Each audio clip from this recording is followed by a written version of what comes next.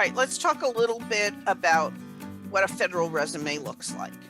The average federal resume is 4 to 6 pages. There is stuff on a federal resume that you would never in a million years put on a resume that's going to a firm.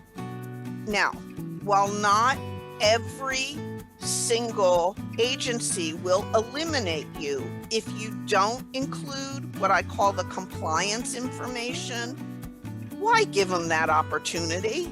Just get into the habit. And so what is some of the compliance information I'm talking about? Hours worked per week, the name of your supervisor, how much money you made, if any. Again, things that you would never, ever put on a private sector resume. Even if you're right out of school with no work experience except maybe some summer things, you should assume that your resume is going to be 4 pages. And the thing that I think is so critical to understand about this federal process is that if it is not on your resume, you did not do it. Federal HR people are not allowed to make assumptions or draw conclusions. You know what they say about assumptions? Because if I make assumptions about your experience, that means I have to make assumptions about other people's experience.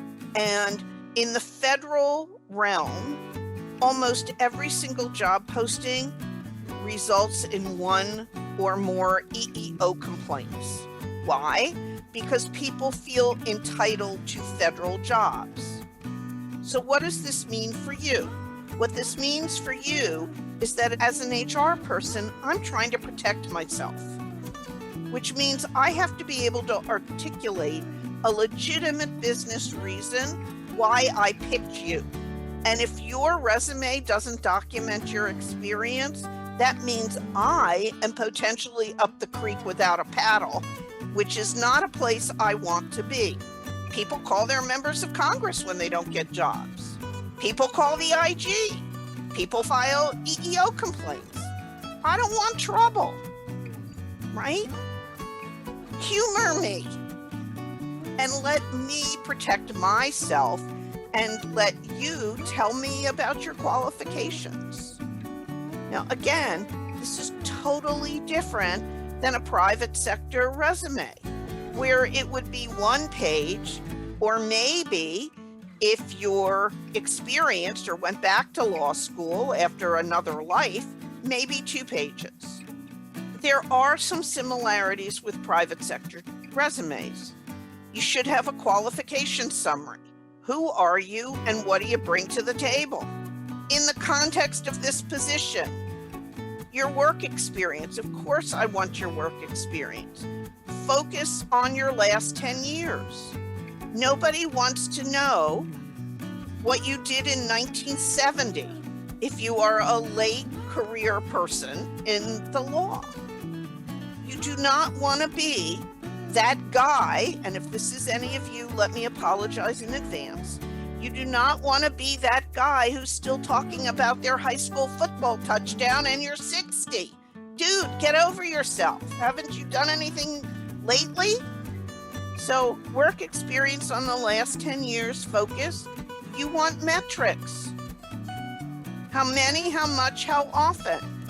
If you interned and you wrote briefs, how many briefs did you write? If you worked in a clinic somewhere, how many clients did you serve? And I want to see accomplishments. I hate resumes that just have duties. I did this, I did this, I did this, I did that. As a reader, how do I know you did any of that well? I don't. How have you added value to your employer? That's what a differentiator is between you and every other law school graduate out there, is achievements or accomplishments or impact, or I don't care what you call it, pick your euphemism, but you have to show your value. Start with the verb, and please, please, please banish from your vocabulary, or at least your resume vocabulary, responsible for. Just because you're responsible for something doesn't mean you did it.